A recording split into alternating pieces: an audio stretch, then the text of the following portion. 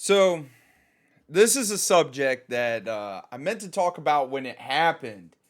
And I was just like, okay, so everybody put their 2 cents in. As you can tell, we're going to talk about Warner Brothers Discovery today in Rooster Teeth. But there's also an additional topic we're going to discuss because it happened earlier today, and it's really making me laugh because, like, if you could tell, we got this beautiful pasture behind us, and usually what you do with like older animals is you either put them down behind the woodshed or you set them out in the pasture and call it good. And Warner Brothers Discovery, I typed in Warner Brothers Discovery logo. This was the first thing that popped up, this right here. I don't know if this is a legit article, like actual freaking, logo for them, but Warner Brothers Discovery, the stuff that dreams are made of. So let's talk about this and let's get into this article. I got an article from Variety and I got an article from Polygon. So the first topic we're going to discuss is actually going to be the shuttering of Rooster Teeth, and it kind of makes me sad. I feel like part of my childhood's leaving. And then we're going to talk about the other article that happened today with Warner Brothers Discovery. So let's get into it. Rooster Teeth shutting down after 21 years. Warner Brothers Discovery in talks to sell shows like Ruby, Red vs. Blue, and Genlock, and will shop the Rooster Podcast Network. Now, think about it. Now, granted, I haven't watched Red vs. Blue in a couple years, and during my time as a high schooler, Red versus Blue, like, you always waited for the weekly episode to drop. I personally never got into Ruby and Genlock. I never got into that either. Now, a lot of the newer stuff that Rooster Teeth has done, I never really got into. I've heard Ruby's amazing. I've heard Genlock is really good. But the Red versus Blue is what Rooster Teeth, to me, is known by. And of course, their Let's Plays and their playthroughs. So let's get into it. Rooster Teeth is biting the dust after more than 2 decades. That statement right there makes me feel old. Now, granted, when this happened, I did Google 21 years Rooster Teeth was around for. Parent company Warner Brothers Discovery, after unsuccessfully attempting to sell the unprofitable fandom, gaming, and comedy entertainment division, is shutting down Rooster Teeth's operation. RT General Manager Jordan Levin announced that the shutdown of Austin-based Rooster Teeth at an all-hands meeting Wednesday in a memo distributed to staff. That's pretty shitty. Anyways, let's keep going.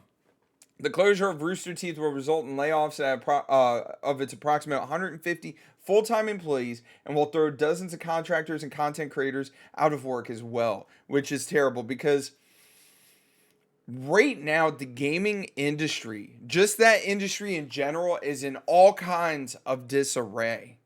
And for Warner Brothers to basically shutter the doors, and I mean, I get it, it's a business decision.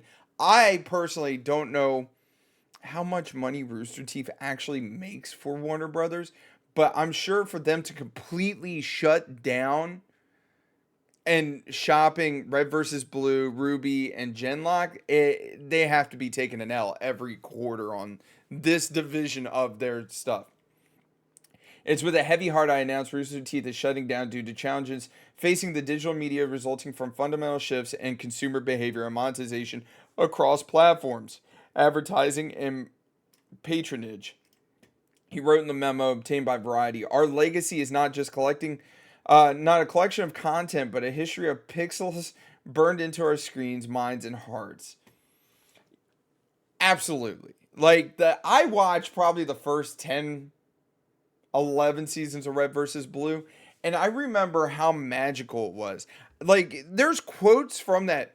14 days, that's like 2 weeks. That just forever will just pop into my head, just like that one right there. That's probably one of my favorite quotes from Red versus Blue. Like, when they were waiting for the supply and they're like, it's going to take 14 days. 14 days, that's like 2 weeks. Like, it was so stupid. Warner Brothers Discovery is currently in talks to selling goddamn advertisements. Warner Bros. Discovery is currently talking to sell the rights to certain Rooster Teeth catalog content and intellectual properties, such as popular anime-style series Ruby, pictured above, pioneer sci-fi spoof Red vs. Blue, and Michael B. Jordan's animated mech series Genlock.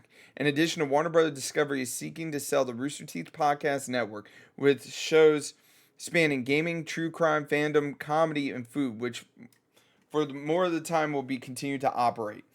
Now I did, like it says here, like I did read an article that said that the podcast network's going to be around, but the problem is like, did they spread themselves too thin? Is that why like this is what's going on? Is this why they're not turning a profit? Is this why they're having issues? Like this is it's one of those things like when it comes to business, you really don't want to spread yourself too thin.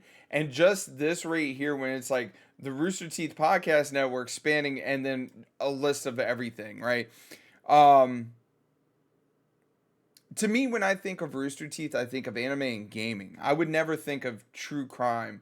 I would never think of comedy, food, or any of that stuff. Now, don't get me wrong, there are crossovers into stuff like that, but how much does it cost to run like one podcast? Like, if that makes any amount of sense. And if they have, you know, let's say 8 podcasts, like you're spreading yourself thin. And that's ultimately what could potentially cause a downfall for a company, such as Rooster Teeth. Um, like I said, profitability it's so shitty, but it's business. It genuinely is. But like I said, I think of Rooster Teeth. I think of Red versus Blue. I think of Achievement Hunter. I think of all that stuff. I think of going into GameStop, walking in and seeing Red versus Blue merch. I don't think of true crime podcasts, food podcasts, stuff like that. It makes me scratch my head. Anyways, I'm getting off that topic. Warner Brothers Discovery thanks Rooster Teeth's groundbreaking creators and partners and the strong management team for their many years of success, the media company said in a statement. Your passion and loyal fans are testimony of your achievements. Absolutely, man.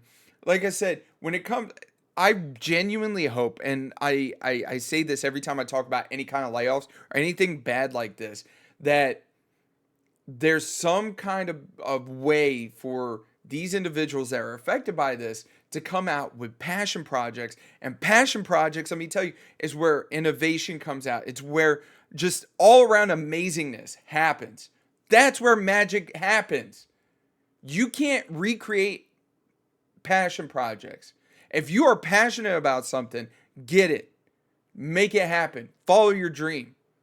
And even if you're doing it part-time, 1-2 days a week, just put everything you can into it. Oh, man. Rooster Teeth celebrated his 20th birthday last year with the launch of a new logo and new tagline, Just Playing. The company had cultivated a fan base and become an internet video destination years before the advent of YouTube.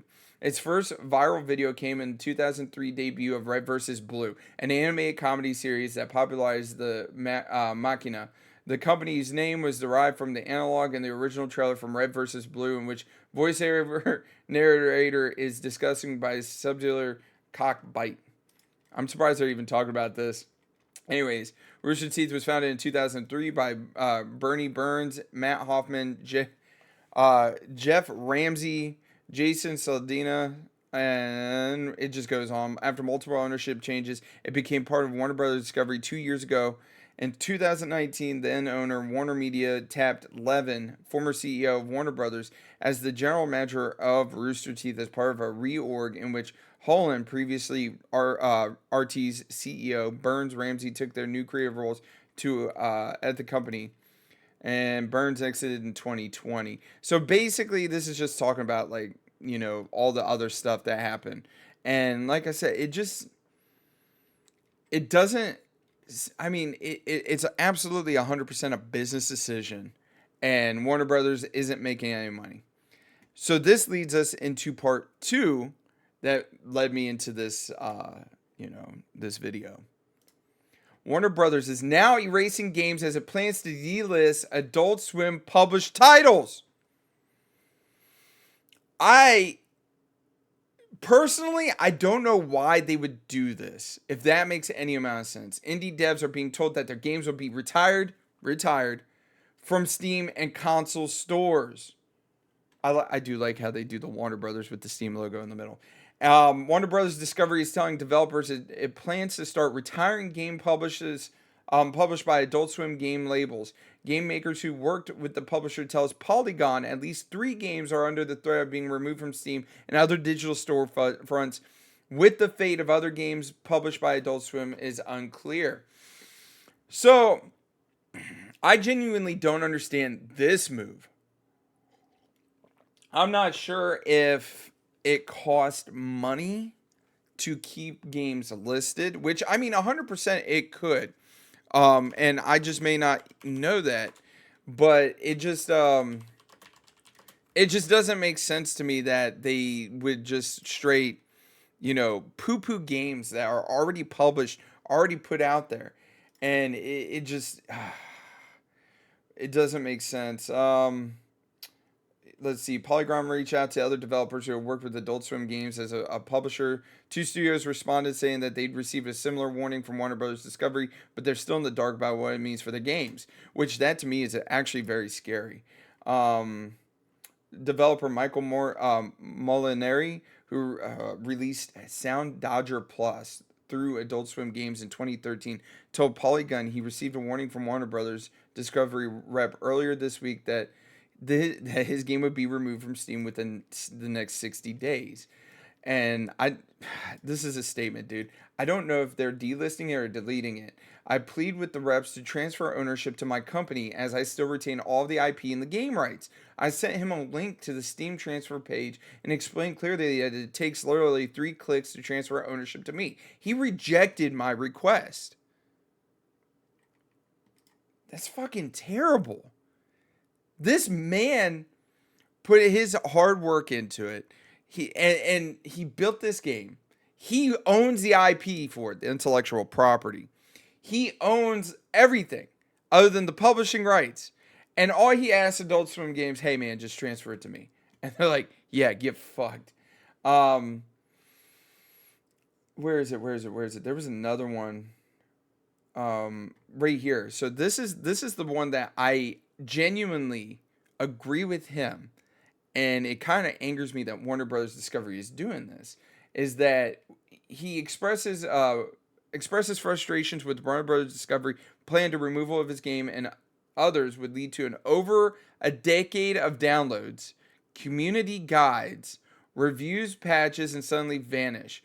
So basically, not just that, it's going to remove the wish list. Like it just removes everything. And it takes only three clicks, click, click, click. And they can transfer it, this man who owns the rights to the game, all the stuff. Instead, they're just like, yeah, take a hike, dude. So like this is something that has been in the limelight, I'd say, probably for the last 5 months, 6 months, is the fact that digital media, you do not own digital media. Warner Brothers Discovery owns it. Steam owns it. Sony owns it. Whoever is the rights holder owns it.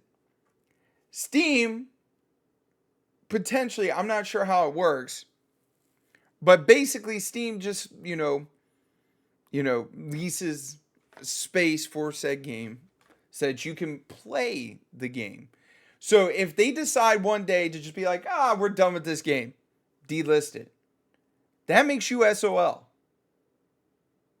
I don't think a lot of people really notice that.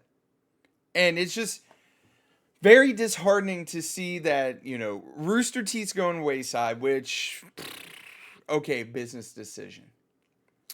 But Warner Brothers basically delisting all these Adult Swim published titles doesn't make sense. Like, it genuinely doesn't make sense to me. We're going full screen. Like, what are we trying to get at, Warner Brothers? I know you're trying to stay afloat. I know you're trying to make money. I know you're trying to make good business decisions. And I don't see where you're getting at by delisting these games, by overextending Rooster Teeth, which that's what I genuinely think happened with Rooster Teeth. It's just one of those things, man. Like, it really is. It's so shitty. Like, I feel terrible for the people at Rooster Teeth. I feel terrible for these indie developers that put their time and effort and energy into a passion project, an indie game that they love, and have Adult Swim go, we'll publish it for you just to get it delisted. And on top of that, like Adult Swim, in my opinion, is somewhere where indie people go. People that are weird, people that don't particularly fit the, a normal social constraint of society. Because I'll sit down and I'll be a degenerate and watch Adult Swim all goddamn night. And then have to go to work the next morning. But it's just my opinion when it comes to it. And with Warner Brothers shuttering that, it's only a matter of time. I'm telling you right now. Before they shut down Adult Swim. Even though I think Adult Swim deserves its own channel. Let me know down below, like, how you feel about this. Like, anyways, mash that like button, subscribe. We're on our way to 8,000 subscribers. You guys are freaking awesome. I can't do this stuff without you guys. Y'all take it easy. Have a wonderful day, and I'll holler at you later.